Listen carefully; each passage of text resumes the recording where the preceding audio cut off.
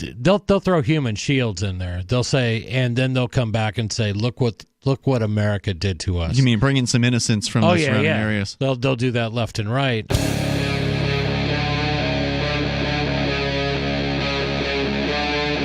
Free Talk Live. To the phone, we got Bob in Virginia Beach listening to WNIS. Bob, you're on Free Talk Live with Ian and Chris.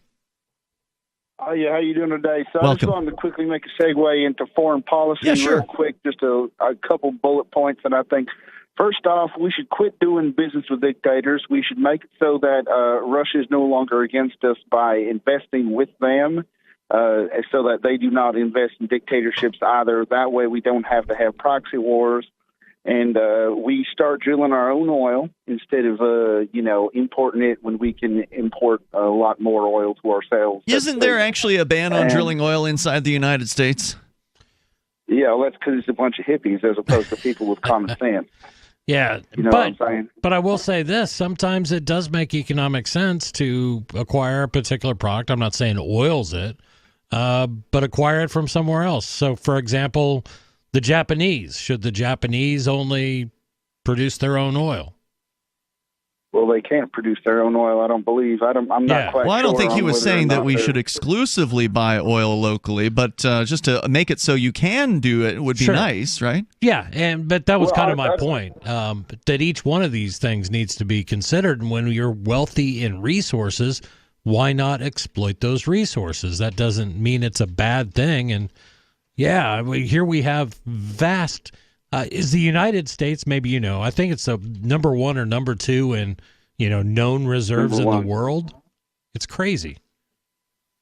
Yes, sir. I just wanted to say one more thing, and that is, if we do not deal with these dictators and stuff like that, then what we can do is we can actually show ourselves to be the beacon of freedom. Yeah. We don't have to go over to different countries to protect our national interests. I like what you're saying there. So would you also agree, Bob, that not only should the U.S. government not deal with dictators, but shouldn't they also remove the military, the troops from the, 100-plus countries that they're currently occupying in various different military bases? Don't you agree that those bases ought to just be shut down and the military troops removed and brought back to the United States? Well, I kind of do agree with that. However, in the case of World War II and whatnot, I know that things have changed a lot and that people will probably get their butts kicked if they decide to invade someone in Europe, let's say. But what we should do is we should remove ourselves from any dictatorship, no longer protect them, no longer do anything for the people.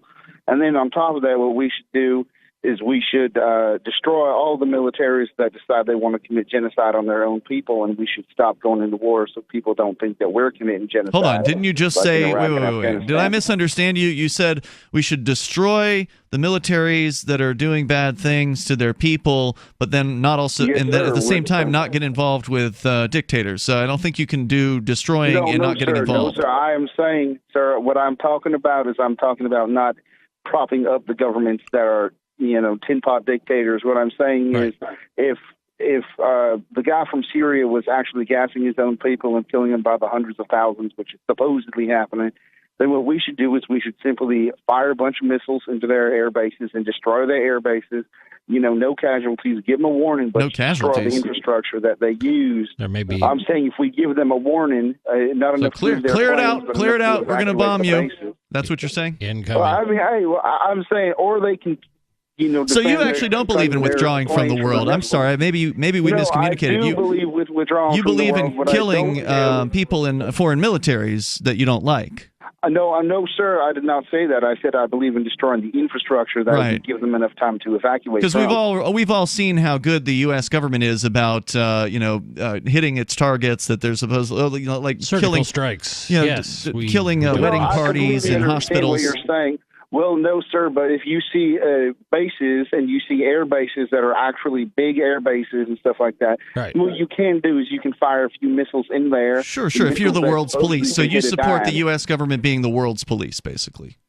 Not necessarily. I support people. I believe that people should be given the chance to actually have some semblance of, safety in their own homes and stuff like that without having the military come by and gas your neighborhood because they want to, because you don't have the same political opinions as the dictator that is currently occupying that government. Now, Chris, you're former military. I am. Yeah. But it seems to me like you're interested. Safety is important to you. You feel that is important to everyone. And sometimes people just need to be taken out, or at least their infrastructure does. Well, yes, sir, to a certain extent. I'm not saying that I believe that we should, go in with military soldiers, gung-ho, boots on the ground, let's kill all these ragheads or whatever the hell people say nowadays. Right. What I think we should do is we should take it easy. We should back out because our military presence with boots on the ground is doing a lot more damage than, firing a few missiles at some planes that are parked on some Syrian airbase that was used to supposedly gas and barrel bomb their own people. Right. See what I'm saying? I mean, There is a big difference, and I do believe that we should withdraw, and we should withdraw from the dictatorships as far as putting bases in Saudi Arabia to defend for oil reasons. So withdraw, but shoot some missiles on the way out, basically. Right. Well, certain,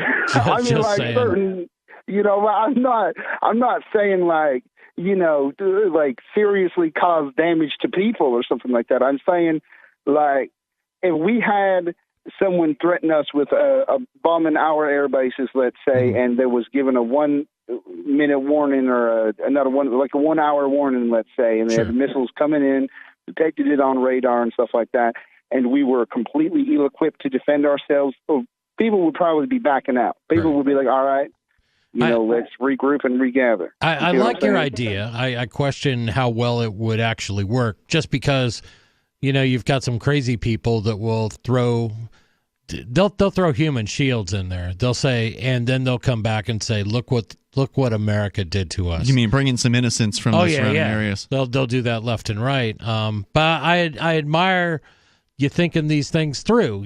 That's the point of this, is we try to come up with solutions that eliminate bloodshed. I mean, that's where we want to go. Unfortunately, we live in a world where there are a lot of people really enamored with it. My last thing I would ask if you think about is, where do you draw the line at tin pot dictators, and does that include somebody like Angela Merkel? Free Talk Live, 7 nights a week from 7 to 10 Eastern, live on the Liberty Radio Network at LRN.FM.